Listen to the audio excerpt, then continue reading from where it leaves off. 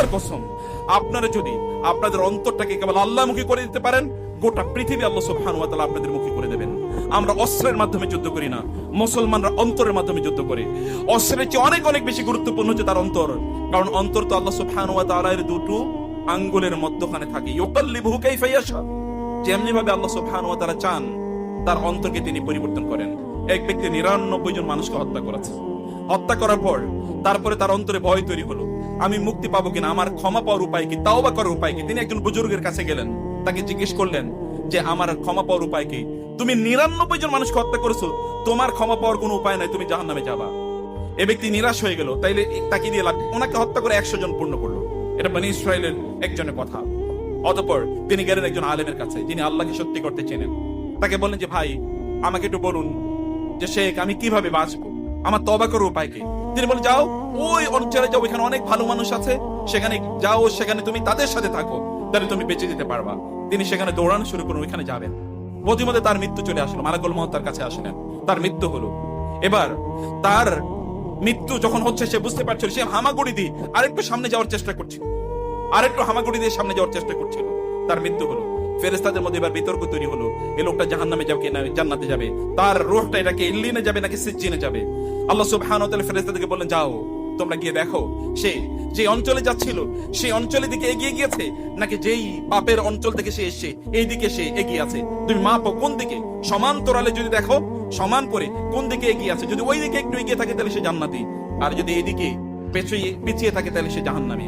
এর মধ্যে আল্লাহ সুবহানাহু ওয়া তাআলা জমিনকে বললেন, জমিন তুমি প্রশস্ত হয়ে যাও, এই লোকটা যেই দিকে এগিয়ে যাচ্ছিল ওই জায়গাটা তুমি একটু বাড়িয়ে দাও, আর যেখান থেকে সে এসেছিল ওই জায়গাটা তুমি একটু কমিয়ে দাও। জমিনটা এরকম হয়ে গেল। ফেরেশতারা আসলো, মেপে দেখলো সেই দিকে যাচ্ছিল ভালো হওয়ার জন্য ওই দিকটা একটু বেশি, মানে ওইখানে এখন জায়গা তুলনামূলক কম, অর্থাৎ তিনি এগিয়ে গেছেন বেশি। ফেরেশতারা সিদ্ধান্ত নেন আল্লাহ সুবহানাহু ওয়া তাআলার সিদ্ধান্ত অনুসারে লোকটার তার রূহ যাবে এবার ইল্লিনে। আল্লাহ সুবহানাহু ওয়া তাআলা ব্যক্তির কিসের দিকে তাকিয়েছেন? 100 মানুষকে হত্যা করেছে সেদিকে না, তার অন্তরের দিকে তাকিয়েছেন। এরকম একটা অন্তরের মালিক আমরা কেন হবো না? এরকম একটা এলিট অন্তরের মালিক কেন আমরা হবো না?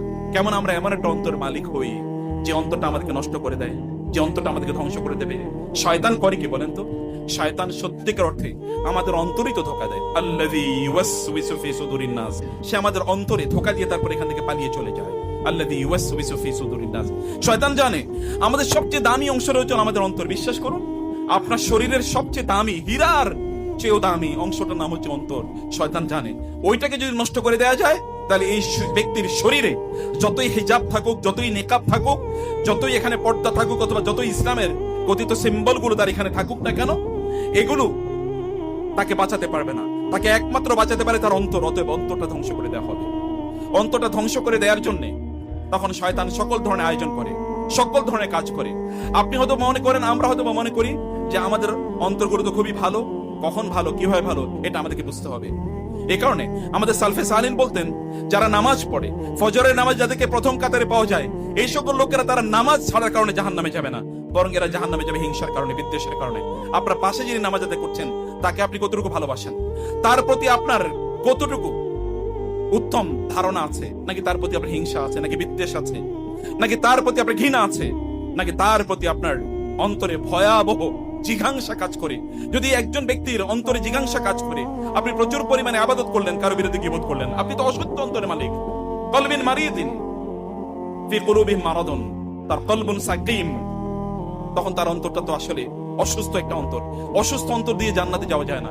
এই শরীর তো সেদিন শরীর থাকবে না, এটা পরিবর্তন হয়ে যাবে। তাহলে আমরা যেটা নিয়ে জান্নাতে যেতে হবে, যেটা নিয়ে আমরা সফল হব, যেটা নিয়ে সত্যিকার অর্থে আমরা ভালো মানুষ হব, সেটা হচ্ছে অন্তরটি। সালফে সালিহিন তারা এই কারণে তাদের অন্তরের যত্ন নিতেন, এইদিকে তারা তাকাতেন, এইদিকে তারা তাকিয়ে তাদের নিজেদেরকে তারা ভালো রাখার চেষ্টা করতেন। তারা প্রত্যেকটা মুহূর্তে তাদের অন্তরকে জিজ্ঞেস করতেন। যেমন ওমর রাদিয়াল্লাহু তাআলা আনহু তার নিজকে জিজ্ঞেস করতেন, ওমর, কেন তুমি নামাজ আদায় করছো বলো? কেন তুমি রাতের ইবাদত করছো বলো? কেন তুমি কোরআন তেলাওয়াত করছো বলো? কেন তুমি যুদ্ধের ময়দানে যাও? কেন তুমি রাষ্ট্র পরিচালনা করো বলো?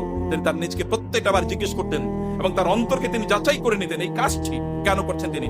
If it is not for Allah, এটা যদি আল্লাহর জন্য না হয় তাহলে তিনি কাজটি বন্ধ করে দিতেন। আল্লাহ সুবহানাহু ওয়া তাআলা কোরআনে এই কথা বলেন নাই, ওয়াদাল্লাহু আল্লাযীনা আমানু মিনকুম ওয়া আমিলুস সালিহাতি লা ইস্তাখলিফান্নাহুম ফিল আরদি কামা ইস্তাখলাফাল লাযীনা মিন ক্বাবলিহিম ওয়া লা ইউমাক্কিনান্না লাহুম দীনাহুম আল্লাযী ইরতাদা লাহুম ওয়ালা ইউবাদদিলান্নাহুম মিন বাদি খাউফিহিম আমনা ইয়াবুদুনানি লা ইউশরিকুনা বি শাইআ। আল্লাহ সুবহানাহু ওয়া তাআলা কি কথা বলেন নাই যে তোমরা যদি কেবল আমার ইবাদত করো, তোমাদের অন্তরগুলো যদি কেবল আমার দিকে তোমরা ঝুঁকিয়ে দাও, তাহলে আমি তোমাদেরকে এই জমিনের মালিক বানিয়ে দেব।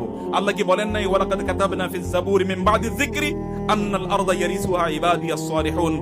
আমি সকল আসমানি কিতাবে এটা লিখে দিয়েছি, এই জমিনের মালিক হবে আমার কেবল দিনদার এবং নেককার বান্দারা। রাসূলুল্লাহ সাল্লাল্লাহু আলাইহি ওয়াসাল্লাম যখন বদর প্রান্তরে তিনি উপস্থিত হয়েছেন, মাত্র 313 জন সাহাবী সেখানে, এবং অন্যদিকে 1000 সৈন্য, তারা অস্ত্র শস্ত্রে সজ্জিত। কিন্তু এখানে কিছুই নাই, অস্ত্র বলার মতো কেবল দুটো তলোয়ার তাদের কাছে আছে, আর অন্য কোনো কিছু বলার মতো নাই। রাসূলুল্লাহ সাল্লাল্লাহু আলাইহি ওয়াসাল্লাম সারা রাত ধরে আল্লাহর কাছে ইবাদত করলেন, আল্লাহর কাছে তিনি প্রার্থনা করলেন, দোয়া করলেন।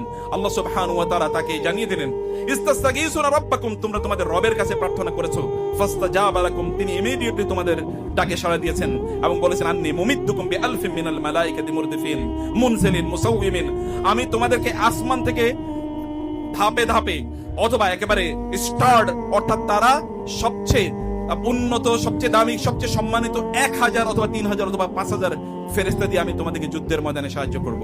আল্লাহ রাসূল সাল্লাল্লাহু আলাইহি ওয়াসাল্লাম তিনি দোয়া করেছেন, আর দোয়াউ সিলাহুল মুমিন। রাসূলুল্লাহ সাল্লাল্লাহু আলাইহি ওয়াসাল্লাম বলেছেন, মুমিনদের যুদ্ধের সবচেয়ে বড় অস্ত্রের নাম হচ্ছে দোয়া। আমরা দোয়া করতে ভুলে গিয়েছি, গোটা পৃথিবী জুড়ে মুসলমানরা মার খাচ্ছে, কিন্তু আমরা কবে দোয়া করেছি বলেন তো?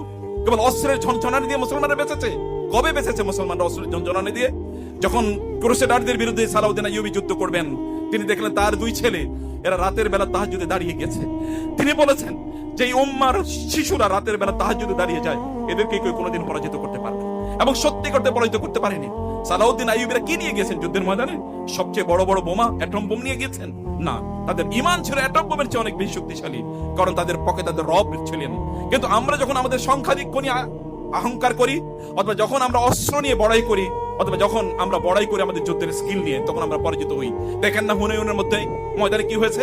আল্লাহ সুবহানাহু ওয়া তাআলা বলেছেন, ইজ আ'জাবাতকুম কাসরাতুকুম ফালাম তুগনি আনকুম মিনাল্লাহি শাইআ ওয়া দাকাত আলাইকুমুল আরদু বিমা রাহুবাত। যখন তোমরা তোমাদের সংখ্যার আধিক্য নিয়ে তোমরা বড়াই করেছিলে, কারণ রাসূলুল্লাহ সাল্লাল্লাহু আলাইহি ওয়াসাল্লাম 10,000 সৈন্য নিয়ে তিনি গিয়েছেন মক্কায়, আরো 2000 সৈন্য তার সাথে জয়েন করেছেন মক্কা থেকে। হুনাইনে যখন যান 12,000 সৈন্য নিয়ে, সাহাবায়ে কেরামদের কেউ কেউ এই বিশাল সংখ্যার দিকে তাকিয়ে বললেন, আমাদেরকে পরাজিত করার মতো সামর্থ্য কার আছে? আল্লাহ সুবহানাহু ওয়া তাআলা একটা ছোট্ট বাহিনী শত্রুদের, তারা পাহাড়ের ওই পারে তারা ওত পেতেছিল তীর বর্ষা নিয়ে। যখন তারা পার হচ্ছিল, একটু আনমান অবস্থা, আনমাইন্ডফুল, কারণ তারা সংখ্যাধিক্য নিয়ে তারা বড়াই করছিল। এই অবস্থায় তারা তাদের প্রতি যখন তীর নিক্ষেপ করা শুরু করে, মুসলমানরা দাঁড়াতেই পারে নাই। সাহাবায়ে কেরাম আবু বকর, ওমর, উসমানরা যেখানে দাঁড়াতে পারে নাই, সেখান থেকে তারা পালিয়ে চলে যাচ্ছিল। রাসূলুল্লাহ সাল্লাল্লাহু আলাইহি ওয়াসাল্লাম তার চাচাকে বলেন, হে চাচা, আপনি তাদেরকে ডাকুন।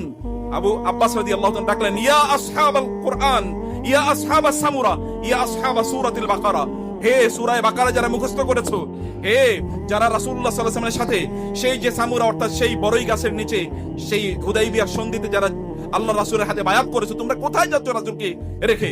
রাসূলুল্লাহ সাল্লাল্লাহু আলাইহি ওয়াসাল্লাম তখন বললেন, আনা মুহাম্মাদুল্লাহ, আনা নবিয়ুল্লাহ কাযিব, আনা ইবনু আব্দুল মুত্তালিব, আমি আল্লাহর নবী, মিথ্যা নয়, আমি আব্দুল মুত্তালিবের ছেলে, তোমরা আমাকে রেখে কোথায় যাচ্ছ?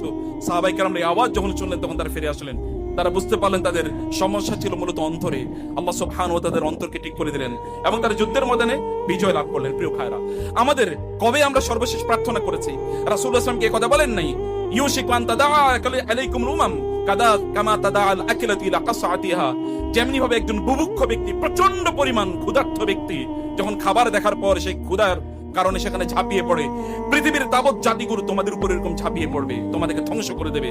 সাহাবায়ে কেরামরা বললেন, ইয়া রাসূলুল্লাহ, তখন কি আমরা সংখ্যায় কম হবো যে আমাদেরকে এরকম চিরে চিরে খাবে বুভুক্ষ ব্যক্তির মতো? রাসূল বললেন, বাল আনতুম কাসীরুন, সেদিন তোমরা সংখ্যায় হবে অনেক অনেক বেশি। ওয়ালাকিন্নাকুম গুসাউন কা গুসাইস সাইলি, বরং তোমরা সেদিন হবে এমন মানুষের মতো, এমন জিনিসের মতো, খড়কুটার মতো, যখন প্রচন্ড তীব্র একটি মানে ইয়ের মধ্যে, স্রোতের মধ্যে যদি কোনো খড়কুটা থাকে, স্রোত যেমন ওই খড়কুটাগুলোকে ভাসিয়ে নিয়ে যায়, তেমনি ভাবে তোমরা বিশাল সংখ্যা হবে, কিন্তু খড়কুটার মতো তোমরা বেঁচে যাবে। যেমন এখন প্রায় 200 কোটি মুসলমান আছে গোটা পৃথিবীতে, কিন্তু এমন কোন জায়গা নেই যেখানে মুসলমানরা মার খায় না। এমন কোন জায়গা নেই, পূর্ব থেকে পশ্চিম, এমন কোন জায়গা নেই যেখানে মুসলমানরা মার খাচ্ছে না। সংখ্যার কারণে মার খাচ্ছে?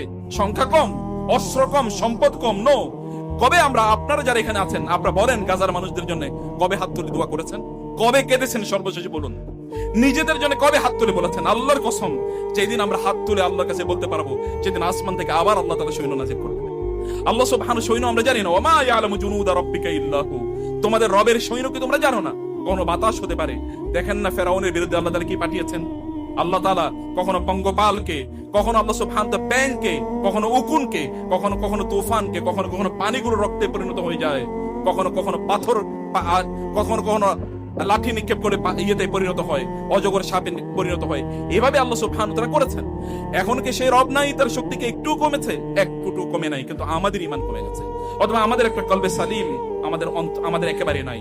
প্রিয় ভাইরা, রাসূলুল্লাহ সাল্লাল্লাহু আলাইহি ওয়াসাল্লাম বলেছেন, এমন অনেক ব্যক্তি আছে যারা যখন আল্লাহ সুবহানাহু ওয়া তাআলার কাছে হাত তোলে, আল্লাহ সুবহানাহু লাউ আকসামা আলাল্লাহি লা আবাররা, তারা হাত তুলতে দেরি, আল্লাহ সুবহানাহু ওয়া তাআলা হাতগুলো কবুল করতে দেরি না।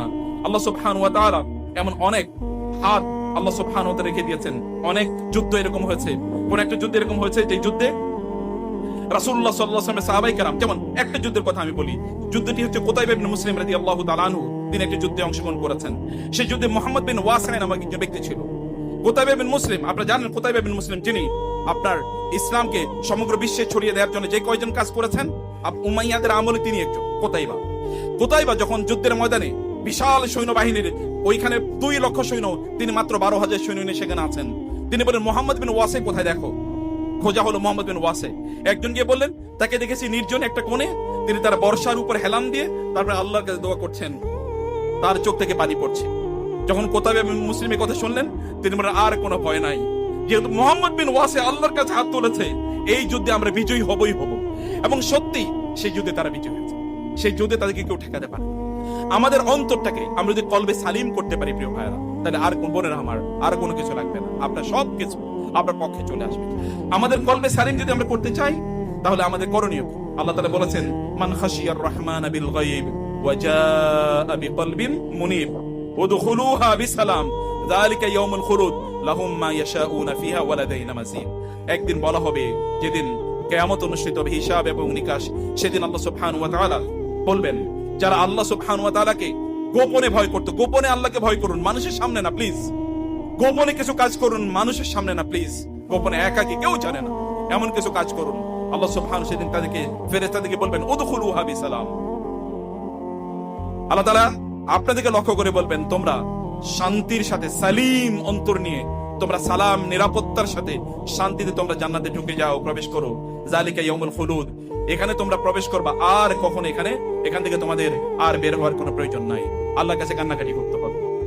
এবং আমাদেরকে যা কিছু আমাদের জীবনে ঘটুক না কেন, এটা আল্লাহর পক্ষ থেকে এসে, এটাকে আমাদের মনে রাখতে হবে। এবং ফাইনালি আমরা আল্লাহ সুবহানাহু ওয়া তাআলা এর কাছে প্রার্থনা করতে হবে।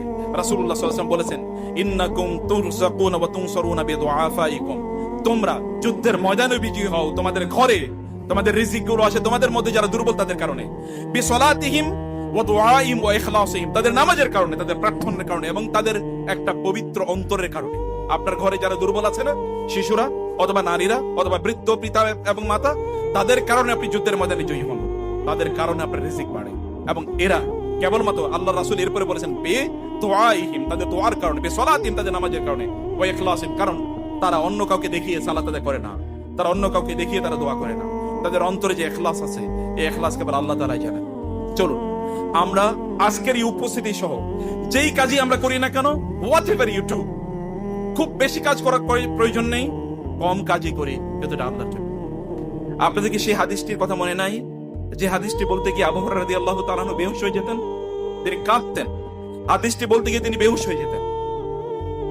তিনি বলতেন, রাসূলুল্লাহ সাল্লাল্লাহু আলাইহি ওয়াসাল্লাম বলেছেন, কিয়ামতের দিন যাদেরকে দিয়ে জাহান্নামের আগুন উদ্বোধন করা হবে, কিয়ামতের দিন যাদের বিচার প্রথম করা হবে অন্য সকল মানুষের পূর্বে, এমনকি যারা মূর্তি পূজক, যারা মুশরিক, যারা কাফের, যারা আল্লাহকে অস্বীকার করত, অ্যাগনস্টিক, অ্যাথেইস্ট, তাদের পূর্বেও আল্লাহ তাআলা যাদের বিচার করতেন, তারা দিনদার, কথিত দিনদার, তারা কথিত নামাজ রোজা আদায়কারী, তারা কথিত দিনের দায়ী, তারা কথিত দিনের জন্য জিহাদকারী। কিন্তু এই ব্যক্তিদের বিচারই আল্লাহ তাআলা কিয়ামতের দিন আগে করবেন।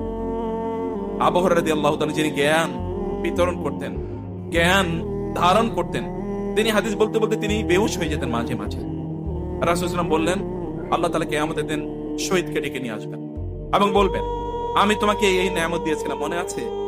তখন সে তার নেয়ামত গুলো স্মরণ করবে এবং বলবে, আল্লাহ মনে আছে। আল্লাহ তাআলা বলবেন তুমি আমার সে নিয়ামত দিয়ে করেছো কি? ব্যক্তি বলবে আল্লাহ আমার জীবন পর্যন্ত আপনার রাস্তায় আমি দিয়ে দিয়েছি, আমি যুদ্ধে গিয়েছি, সেখানে শহীদ হয়েছি, আল্লাহ আমি আর কি করতে পারতাম? আল্লাহ তাআলা বলবেন তুমি যুদ্ধে শহীদ হয়েছো, যুদ্ধে মারা গিয়েছো সত্য, কিন্তু তুমি আমার জন্য করনি। তুমি যুদ্ধে গিয়েছো এই জন্য যে লোকেরা তোমাকে বলবে যে তুমি বীর যোদ্ধা, এখন যেমন বলা হয় বীর, ওইরকম ব্র্যাকেট যোদ্ধা, এরকম বলা হবে তোমাকে, সেই জন্য তুমি গিয়েছো যুদ্ধে। ওয়াকাদ কিলা, তোমাকে তা বলা হয়েছে। অতএব আজ এই আখিরাতে, কিয়ামতে তোমার জন্য আমার কাছে কোনো পুরস্কার নাই। যাও, যাদের উদ্দেশ্যে করেছো তাদের কাছে যাও, এবং তাকে অতঃপর তার মুখের উপর উপর করে তাকে জাহান্নামে নিক্ষেপ করা হবে। তারপর ডেকে নিয়ে আসো ওই ব্যক্তিকে, যে ব্যক্তি দান সাদাকা করতে প্রচুর পরিমাণে আল্লাহর দ্বীনের জন্য, কথিত উইদিন ব্র্যাকেট, আল্লাহ তাআলা তাকে ডাকবেন, বলবেন তোমাকে আমি এত এত নিয়ামত দিয়েছি, তুমি কি করেছো বলো? বলে আল্লাহ কি করিনি, এই সম্পদ আমি আপনার রাস্তায় বিলিয়ে দিয়েছি, মসজিদ করেছি, মাদ্রাসা করেছি, দ্বীনের খেদমতে কাজ করেছি, আল্লাহ আমি আর কি করতে পারতাম? আল্লাহ বলবেন তুমি করেছো, কিন্তু এগুলো এই জন্য করেছো লিউকালা জাওয়াদুন, যেন তোমাকে বলা হয় প্রচন্ড দানশীল। ওয়াকাদ কিলা, তাই বলা হয়েছে। অতএব এখন তোমার জন্য আমার কাছে কোনো প্রতিদান নাই। ফেরেশতা থেকে নির্দেশ প্রদান করা হবে, তাকে মুখের উপর উপর করে তাকে জাহান্নামে নিক্ষেপ করা হবে। তারপরে ডেকে নিয়ে আসবে আলেমদেরকে, দাঈদেরকে, যারা কোরআন তেলাওয়াত করতেন, মানুষকে কোরআন শোনাতেন, যারা দিনের দাওয়াতি কাজ করতেন এবং দিনের কথা মানুষকে বলতেন। তাকে বলা হবে তোমাকে আমি এত এত নিয়ামত দিয়েছি, কি করেছো? বলে আল্লাহ আমি সারাদিন আপনার কোরআনের কথা বলতাম, মানুষকে দাওয়াত দিতাম, জ্ঞান অর্জন করেছে, জ্ঞান বিতরণ করেছে, এগুলো তো আমি করেছি, আমি তো এতটুকু করতে পারতাম। আল্লাহ তাআলা বলবেন হ্যাঁ করেছো বটে, কিন্তু তুমি এগুলো আমার জন্য করনি। তোমার অন্তরটা কলবে সালিম ছিল না, তোমার অন্তরটা ছিল কলবে মারিদ, ফি কুলুবিহিম মারাদুন ফাযাদাহুমুল্লাহু মারাদা, তাদের অন্তরে ছিল রোগ, আল্লাহ তাআলা তাদের রোগকে বাড়িয়ে দিয়েছে। এগুলো তুমি আমার জন্য করো নাই। ফাওয়াইলুল লিল মুসাল্লিন আল্লাযীনা হুম আন সালাতিহিম সাহুন আল্লাযীনা হুম ইউরাউন, যারা মানুষকে দেখানোর জন্য কাজ করেছে।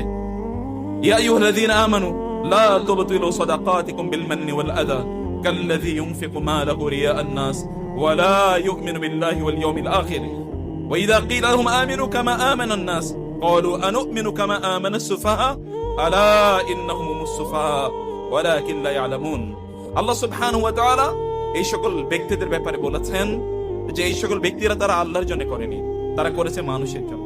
আল্লাহ তাআলা বলবেন তুমি করেছো, তোমাকে যেন বলা হয় কারি, তোমাকে যেন বলা হয় আলেম, তোমাকে যেন বলা হয় আল্লামা, তোমাকে যেন বলা হয় দাঈ, তোমাকে যেন বলা হয় ইসলামের কর্মী, ইসলামের দ্বীনের খাদেম, একনিষ্ঠ খাদেম, এরকম বলা হয়, তোমাকে তা বলা হয়েছে। অতএব তুমি যা পাওয়ার পেয়েছো দুনিয়াতে, আখিরাতে, এখানে আমার কাছে তোমার জন্য কোনো কিছু নাই। প্রিয় ভাইরা, সূরাত তারিকের বোনেরা, ওই আয়াতটিকে আমাদেরকে কাঁদাবে না যেখানে আল্লাহ সুবহানাহু ওয়া তাআলা বলেছেন ইয়াউমা তুবলাস সারাইর ফামা লাহু মিন কুওয়াতিন ওয়ালা নাসির, সেদিন সব গোপন জিনিসগুলো আল্লাহ সুবহানাহু ওয়া তাআলা এর সামনে উন্মুক্ত হয়ে যাবে, এবং সেই দিন তাকে সাহায্যকারী কোনো শক্তি থাকবে না, কোনো সাহায্যকারী সেদিন তার জন্য থাকবে না।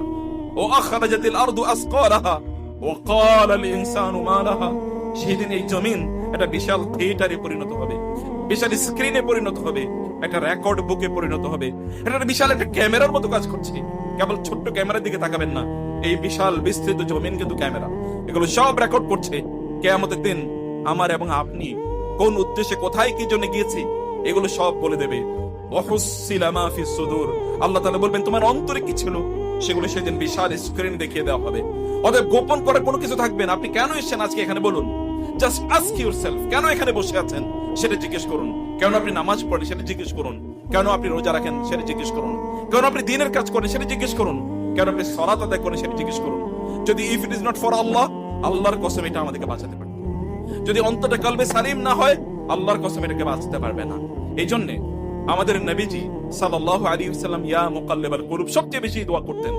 এই জন্য ইব্রাহিম আলাইহিস সালাতু ওয়াস সালাম ইল্লা মান আতাল্লাহ বিকলবিন সালিম, যে ব্যক্তি আল্লাহর কাছে কলবে সালিম নিয়ে আসবে না,